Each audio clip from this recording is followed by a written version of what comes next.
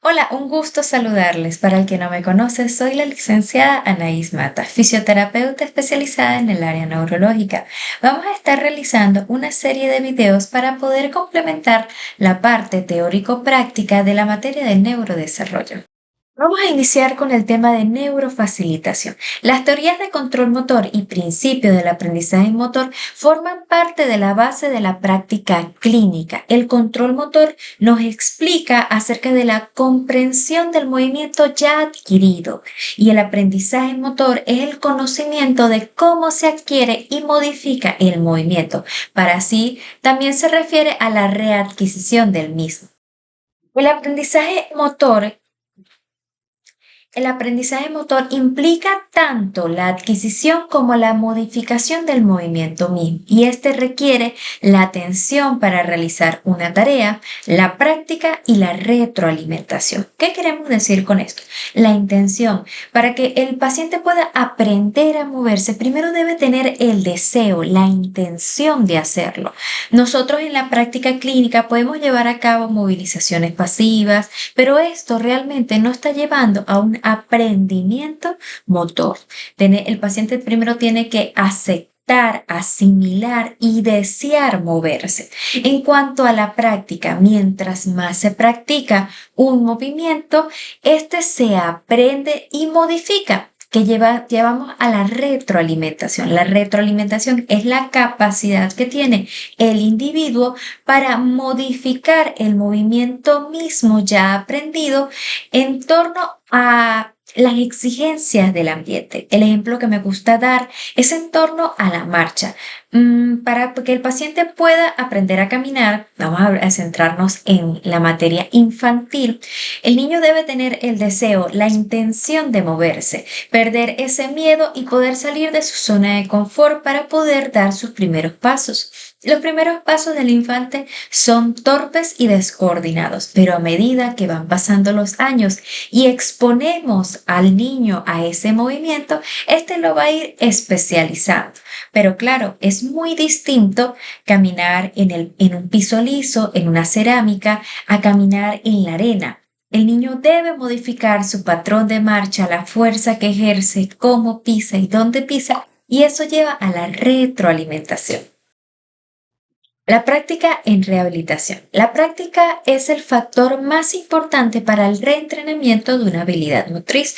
Nosotros como terapeutas debemos exponer a nuestro paciente a distintas situaciones en las cuales se lleve la exigencia para poder desarrollar la misma. Claro está que es importante que nosotros entendamos cómo se genera el aprendizaje motor, cómo es la reorganización cortical, cómo funciona la neuroplasticidad para nosotros poder llevar a nuestro paciente a la readquisición o el reentrenamiento de una habilidad motriz.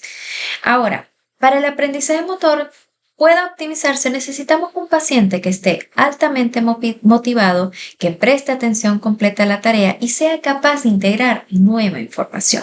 En el área terapéutica van a haber pacientes que los encontremos en un coma, en un letargo, ser conscientes del pronóstico y entender que cuando el paciente no está involucrado, que no tiene la intención de moverse, nosotros son pocos los factores que podemos llevar al aprendizaje motor.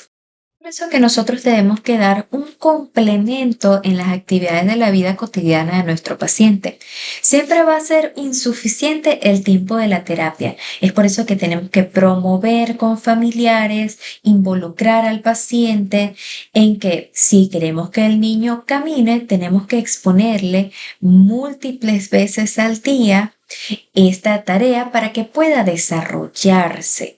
El niño que nada más realice terapia 3 horas a la semana y el resto de la semana no lo expongan al movimiento, es un niño que no va a aprender la tarea. Es por eso que tanto la conciencia y el trabajo no es tanto individual del terapeuta. Tenemos que involucrar al paciente y a los familiares para poder llevar a un óptimo aprendizaje motor. Vamos con múltiples técnicas de neurofacilitación. La primera que vamos a estar trabajando es el concepto BOBA.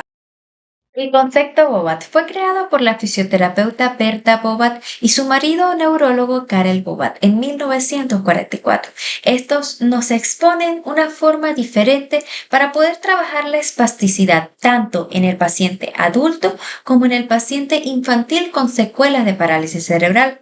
Estos reconocieron las necesidades de su concepto fuera dinámico y evolucionara a través de las evidencias actuales. A pesar de ser uno de los conceptos más antiguos, todavía sobrevive a los tiempos actuales. Dicho concepto propone inhibir los reflejos tónicos liberados y normalizar el tono muscular a través de estímulos sensitivos con el propósito de lograr el aprendizaje de movimientos normales y la corrección de la postura. El concepto Bobat se basa en valorar el comportamiento que siempre se inicia en el nivel que el desarrollo normal está bloqueado, lograr la normalización del tono muscular, controlar la inhibición ya que es parte del concepto, adoptar posturas que inhiben los reflejos o las bien llamadas PIRS, desarrollar la autoinhibición, que el paciente sea consciente de cómo puede controlar su tono muscular, facilitar movimientos y es un enfoque que está dirigido hacia el desarrollo filogenético, que es decir, evolutivo, y el ontogenético, que es la maduración. ¿Sobre qué elementos trabaja nuestro concepto? El sistema nervioso central. Primero que nada, el concepto Bobat se basa en las teorías de control motor reflejas, jerárquicas y de sistemas dinámicos. Es por eso que estos conceptos pueden que no hayan envejecido del todo bien. El sistema nervioso central. El sistema nervioso central requiere una información sensorial para provocar una respuesta motora. El movimiento. La corteza cerebral desconoce tanto la ubicación como la existencia del músculo mismo. Este solo reconoce el movimiento que estos deben ejecutar. ¿Qué significa esto? A nivel de nuestra corteza no hay una zona específica para la contracción de un músculo específico, sino que éste se mueve en macro modo. Aquí debemos ya conocer el homúnculo de Penfield. Es la representación visual de cuántas áreas de la corteza motora se dedican para ciertos segmentos. Mientras más área de la corteza motora se dedica a cierto segmento, más grande es la representación en el homúnculo de Penfield, en el sensitivo y en el motor. En la parte, vamos a hablar del homúnculo de Penfield motor, tenemos un homúnculo con unas manos muy grandes, con unos brazos bien pequeños, una boca muy grande y unos ojos muy grandes. Vamos a hablar del tema de las manos. Él no está concentrado en que voy a dedicar esta zona de la corteza a los lumbricales o esta zona la voy a dedicar a los flexores de dedos. No, él dedica la zona de la corteza al movimiento específico, como lo puede ser el cierre o la apertura de la mano. Tú aquí no estás pensando específicamente, bueno, voy a contraer el flexor corto de los dedos y luego voy a contraer el flexor largo de los dedos. No, realmente tú estás pensando simplemente, o tu cerebro lo interpreta es en que voy a cerrar y abrir la mano. El movimiento a nivel del cerebro es muy sencillo, aunque no lo parezca. Automatizado. Una gran parte de nuestro movimiento voluntario es automático y por ello es ajena a nuestra conciencia, sobre todo en las de postura y equilibrio. Ya una vez está la conducta aprendida, puede realizarse de forma automática. Por ejemplo, vamos a repetir el ejemplo de la marcha. Tú no vas pensando en voy a flexionar cadera, voy a flexionar rodilla, caigo con talón, punta. Es algo que ya el cuerpo está realizando de forma automática porque ya es una conducta aprendida. El tono. El tono, la postura, los movimientos son indisociables ya que constituyen una unidad. El tono, la postura y el movimiento están interrelacionados. Una alteración del tono va a llevar a una alteración de la postura y del movimiento. Una alteración de la postura va a llevar a una alteración del tono y del movimiento. Y si hay como una alteración del movimiento es porque hay una alteración de postura y de tono. Están interrelacionados. Bobat nos da el concepto de disociación, que expone que para lograr la independización funcional debe realizarse a partir de todo el engrama. Las disociaciones aplican en turnos y actitudes primitivas del ser humano, de los músculos, para poder permitir el movimiento. Eso sí, técnica o concepto. ¿Cuál es la diferencia? Estamos hablando que es concepto Bobat, no técnica de Bobat.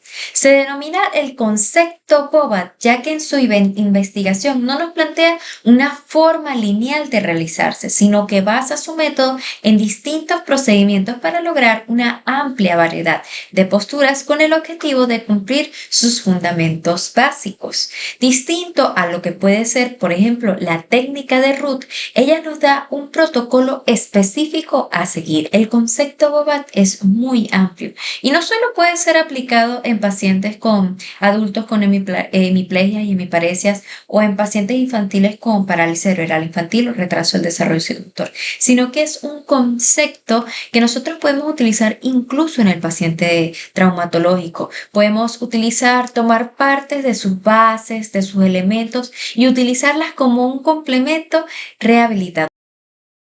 Vamos a ir presentando los objetivos del concepto Bobat. Primero, inhibición de reflejos anormales.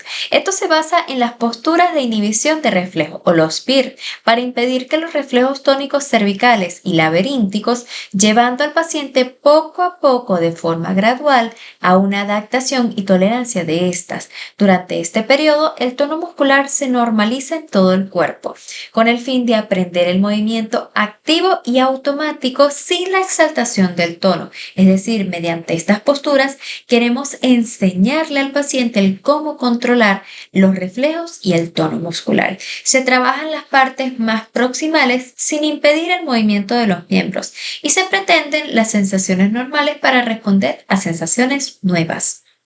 Bobat no nos da únicamente el ASPIR para la inhibición y el trabajo muscular, sino también que nos la da como una herramienta para la valoración del paciente. Este nos presenta que detectamos el control de movimiento del paciente mediante estas posturas, las cuales siguen un orden específico, valorando el control postural del paciente en dicha postura con una puntuación que va del 0 al 5. 0. No se puede colocar al paciente en la posición de la prueba. 1. Puede colocarse en la postura de la prueba, pero no puede sostenerla. 2. Puede sostener la postura momentáneamente después de ser colocado. 3. Puede asumir una postura aproximada a la prueba, pero sin ser ayudado de alguna manera. 4. Puede asumir y sostener la postura de manera casi normal. Y 5. Es que no presenta ninguna dificultad para poder mantener la postura con total normalidad. Bien. Nosotros, al momento de estar realizando la valoración de nuestro paciente, vamos a ir viajando por cada una de las PIR. Estas tienen un orden específico, van del 1 hasta el 7 y tienen sus distintas variantes. Entonces, antes de pasar de una postura a la otra, vemos si el paciente puede sacar una puntuación de 4 a 5 y pasamos a la siguiente. Si tenemos un paciente que saca una puntuación menor a 2 puntos, nos quedamos trabajando en dicha postura y sus variantes. Uno de los objetivos del concepto Bobat es normalizar el tono y facilitar el movimiento. Se logra una vez se ha controlado la actividad refleja patológica mediante las movilizaciones o las PIR, disminuyendo la hipertonía y practicando movimientos activos a partir de las posiciones iniciales. Otro de los objetivos del concepto Bobat es independizar el movimiento de nuestro paciente, llevar del movimiento pasivo al activo, obtener coordinación normal de los movimientos voluntarios, que éste pueda moverse como él desea de forma coordinada y además lograr nuevas destrezas manuales. ¿Cuáles son los componentes que nos da Bobat para poder trabajar su concepto? Tenemos los componentes en el balance y la postura, que son la capacidad antigravitatoria, que es aquello que nos permite vencer la fuerza de gravedad, tener una fuerza mayor a la 3 de escala de Daniels. Luego tenemos las reacciones de enderezamiento, que son reacciones automáticas para poder mantener una posición normal del cuerpo. Luego tenemos las reacciones de defensa, que su objetivo es defender el tronco tronco, el rostro y la cabeza. Luego tenemos las reacciones de equilibrio, que son altamente integradas, complejas, automáticas y responden a los cambios de postura y movimiento, y reacciones de inclinación, que son similares a las de equilibrio. Solo que ahora la superficie de apoyo es la que es inestable. Todas estas reacciones nosotros las podemos trabajar en las PEER, estimulando ya sea capacidad antigravitatoria, reacciones de enderezamiento, defensa o equilibrio. Nos dan las técnicas especiales, que éstas se emplean para llevar a cabo una postura de inhibición o facilitar el movimiento. Tenemos la percusión inhibidora, percusión estimulante, percusión estabilizadora y compresiones estabilizadoras. Cada una de ellas va a variar en el ritmo, la presión y dirección de las percusiones del terapeuta en el paciente, y pueden utilizarse en combinación a las posturas. En cuanto a los equipos y accesorios que podemos usar en el concepto GOAT, este es un concepto bastante independiente, no necesitamos gran cosa para llevarlo a cabo. En muchos de los ejercicios podemos utilizar la pelota BOBAT, que es una pelota con ciertas características, principalmente una firmeza donde se recomienda que no esté inflada en su totalidad para poder brindar mayor estabilidad al paciente y un mejor manejo de nosotros como terapeutas. El tamaño viene en una gran variación de tamaños, que vamos a adaptarlo al tamaño de nuestro paciente, y también se pueden utilizar tamaños mucho más pequeños para simplemente complementar las posturas del PIR. Espero les haya gustado la parte teórica del concepto BOBAT y nos vemos en la práctica.